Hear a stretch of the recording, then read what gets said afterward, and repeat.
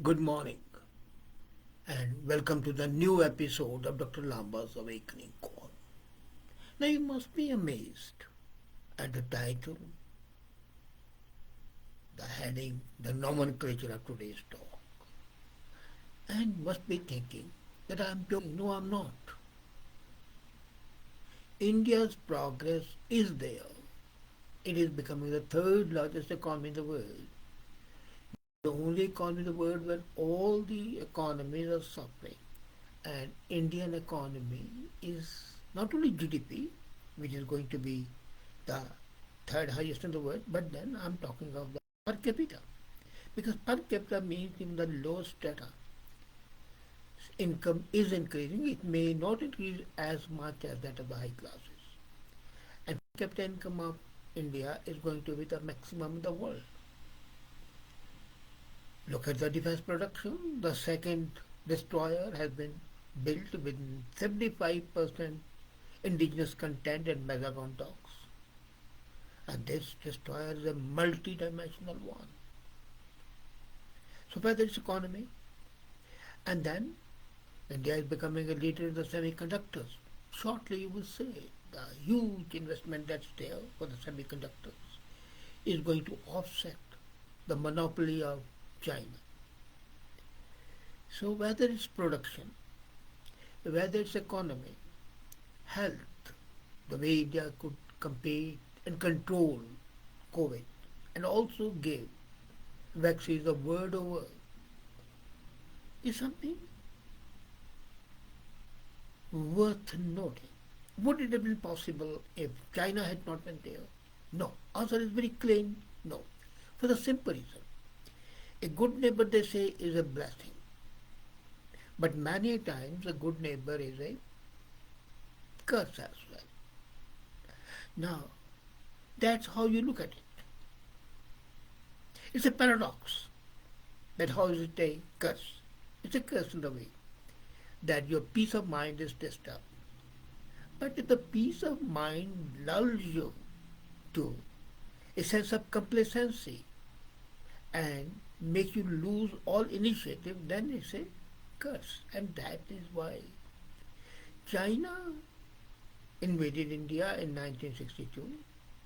Indian army didn't even have the proper footwear, what to say of the arms. And then started the path to modernization, but it was a very slow, halting speed. Nobody could have imagined that one day we'll be producing the destroyers, we'll be producing the finest jets in the world like Rafales, which are going to be manufactured in India, and so on. And today, the first great progress was in DRDO's making Arjun tank. And Arjun tank could compete with Patton and Sherman tanks, as a matter of even with Abraham tanks. They are as good as that, if not better. We started manufacturing nuts, small, tiny insect-like aeroplanes, and those nuts scared the hell out of American supply fighters to Pakistan. They were afraid of the gnats coming and buzzing them and destroying them. In one day, Air Chief Marshal Arjun Singh made 15 sorties on Chakwal. I remember when he came back after 15 sorties, we said, look here, Air Chief Marshal. He was Air Marshal at that time. You should not have taken the risk. He says, no, my aircraft is much better than that and much more safe. So the production started at that time, slowly, steadily. But with a crescendo, it started building up. After Modi came in power, was something amazing. So the defense production, look at the industrial production. We started improving our industry, modernize it, because we had to compete with China. You see, either it was an element of jealousy or an element of not being overpowered by much more technically advanced. And China was at one time, if you remember, in 56, 57, the GDP as a per capita income of China was much lower than that of India. And then it took a leap up while India remained complacent. But the Chinese, and then came the one road, BRI, one belt, one road concept. China spent over $1 trillion in that. It gained a lot of political mileage. India started doubting, well, it's going to lose all its impact it had in Africa. And then India started bouncing back. The first offset to Pakistan's let's say, China collusion was taking the control of Chabah port in Iran. We offered our services and got the contract. Maldives. And then slowly, then ultimately we saw that that's not going to be sufficient well. So with Maldives, Mauritius, we started having dialogue and revived our relationships. So diplomatically we became stronger, able to offset the impact of China. Then Indo-Pacific is a major region. And in this region, China wanted to take over Spratly Islands, laid claim to more than 200 offshore bases. So India enabled countries like Philippines, Thailand, and others to stand up to the Red Dragon and tell it, no, they are not yours. And then the masterstroke was the Quad, USA, Australia, India, Japan, signing up joint defense treaty for Indian Ocean. And that was something which was a major bulwark of protection of Indo-Pacific zone from the raids by China. Then you protected one flank, the other flank had to be protected. So Quad 2, two countries, two eyes, two countries, Israel, India. So that four countries, Quad 2 and Quad 1, enabled India to rise up. And then India did not lose balance. It did not become a subordinate partner of USA. It was talking on terms of equality, and when it needed, it could assert its sovereignty, like purchasing oil from Russia despite US objections. And ultimately US had to succumb to the Indian plea that no, India has a right to buy it. And then S-400 missile defense system, the latest defense system in the world, we procured from Russia, and there was every fear that USA had applied sanctions and then said that any country which buys S-400 would be subject to sanctions under the CATSA program. India bought it and showed that we don't care for your sanctions. And result, see what happened. US has come and accepted India's right to do what it is proper for its country. And then not only did it not impose sanctions, it accepted India's right and India's capability to assert its own capacity. India again had a unique position of abstaining from UN resolutions on Russia, which was a sense of balance. They called for peace. Modi could tell Putin very clearly this is not an era of war, but it didn't want to humiliate Russia, nor did it want to cut its umbilical cord. Russia has been a permanent friend right from the day one. When Bangladesh war took place, had it not been Russia, India would have been in trouble.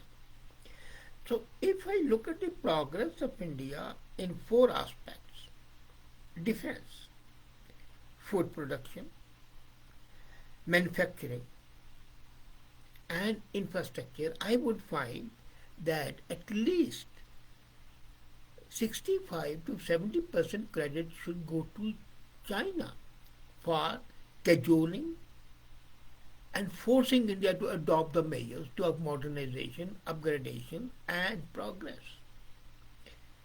A, there was an act of jealousy, whether we accept it or not. Living up with the own. How can my neighbor be stronger than I am, be bigger than I am, be better equipped than I am? So that feeling.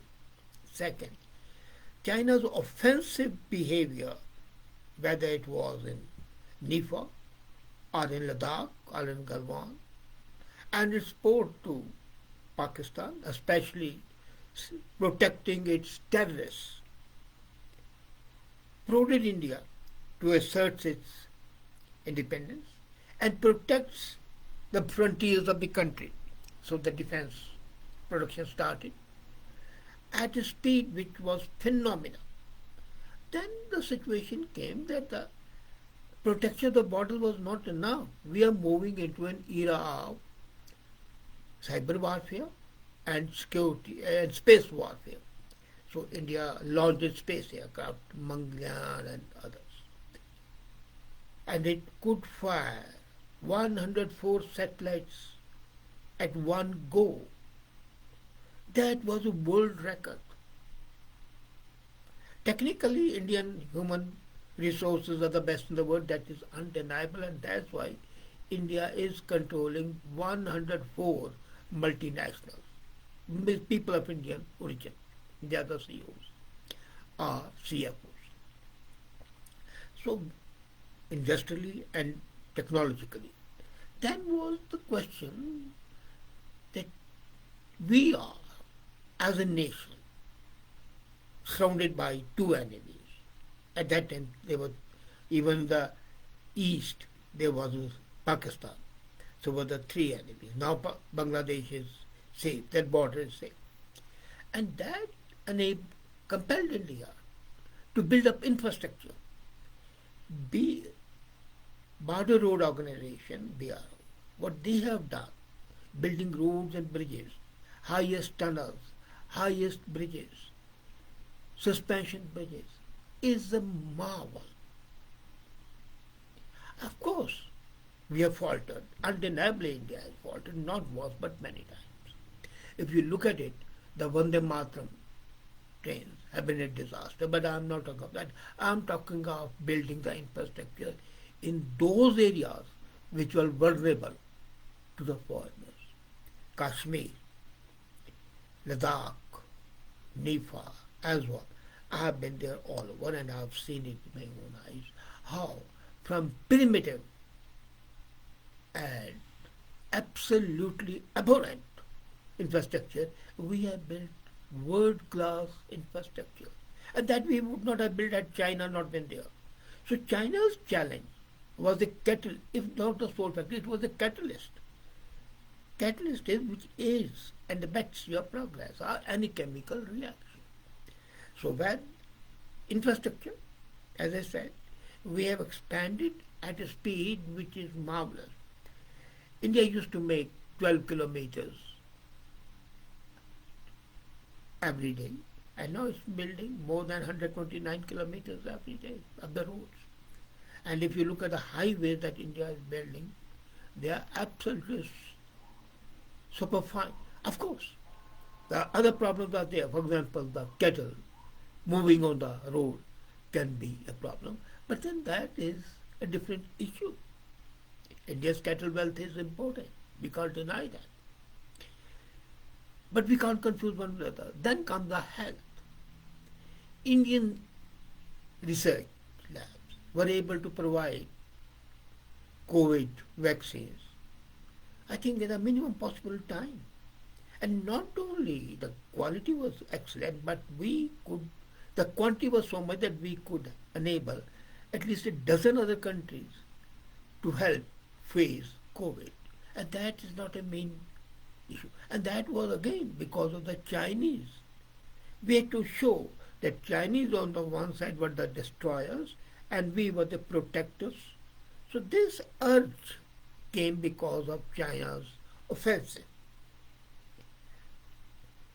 What happens is, when you're cornered, when you have offensive people around you, then you have two options. Either you cover down, let your initiative die, accept that you are doomed, or you say, okay, I'll tell you how the world goes. And that's what India did. They asserted themselves, they put all the cards on the table, saying, okay, these are the areas, priority areas. First priority area, defense. Because if we are destroyed and enslaved, then all progress has no meaning. So defense, and then defense needs infrastructure, and that needs proper health, and that needs proper education. The number of the universities and excellence, Institute of Excellence, are legion today in India.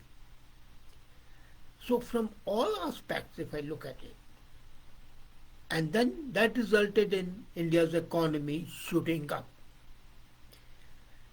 And I would say we should be thankful to China for being offensive.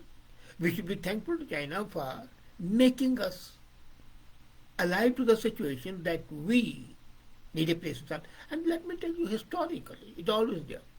The Second World War would not have taken place and Hitler would have never come in power if the Allies at the end of the First World War had been a bit more sensible. The Treaty of Versailles in 1918 was a treaty which was dehumanizing Germany, took away huge chunks of their territory, gave it to France and other countries, and Hitler had to say, we need a place in sun. And the Germans had a sense of being smartened, being taken care of, not being robbed, actually, and they wanted revenge. And that was an opportunity for Hitler and for Mussolini in Italy to seize power.